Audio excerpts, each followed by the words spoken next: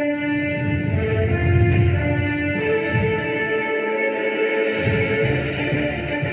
signs 2018 budget into law, but the president says that the National Assembly inserted not so relevant projects while cutting essential ones. And the National Assembly has replied to the president, insisting they represent the people and understand their needs more.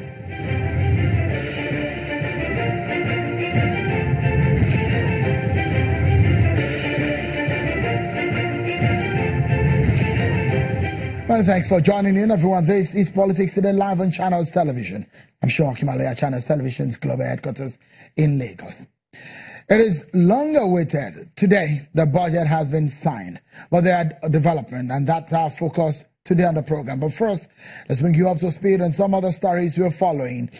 President Muhammadu Buhari has approved the appointment of 29 judicial officers for the Court of Appeal, Federal High Court, and the High Court of the Federal Capital Territory, and the recommendation of the National Judicial Council.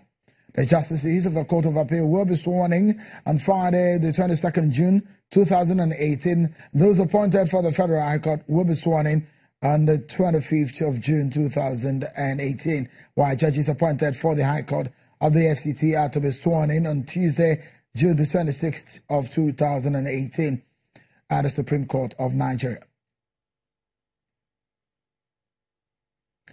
President Muhammadu Buhari has signed the 2018 budget into law, but the president has some reservations.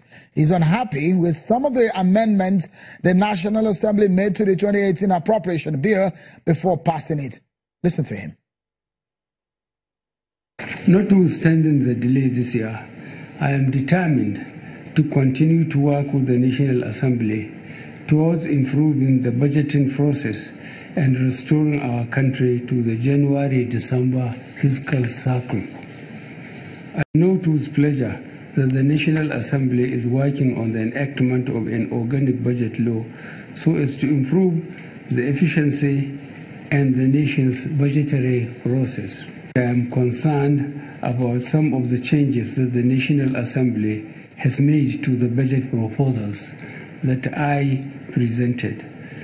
The logic behind the constitutional direction that budgets should be proposed by the executive is that it is the executive that knows and defines the policies and projects.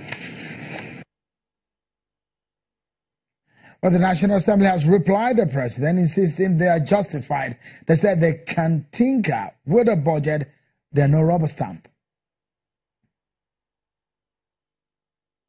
The makers of the Constitution never envisaged that when a budget or a proposal is laid before the National Assembly, we should return it the way the President or the Executive brought it. If that is the case, there will be no point bringing it to the National Assembly. But the makers of this Constitution knows that there must be a second opinion because there are elected representatives of the people. So for us to tinker with the budget is part of our duty. I am elected like any other 360 members of the House of Reps and 109 senators. We represent constituencies. We know the issues on ground. So when we are working on this budget, you need to work to ensure that every part of this country has fair share of the commonwealth of the nation. The budget of the National Assembly used to be 150 billion. And when we came in, 30 billion was cut off. It was 120 billion. In 2016, this same administration cut 5 billion. It was 115 billion. Nobody said anything about the cuts. And in 2017, it was 125 billion. 10 billion was added. Even today, it's 14 billion. It's true. It's 139 billion. It's still not up to 150 billion. And the legislative procedure is something that needs funds. We need funds also to operate.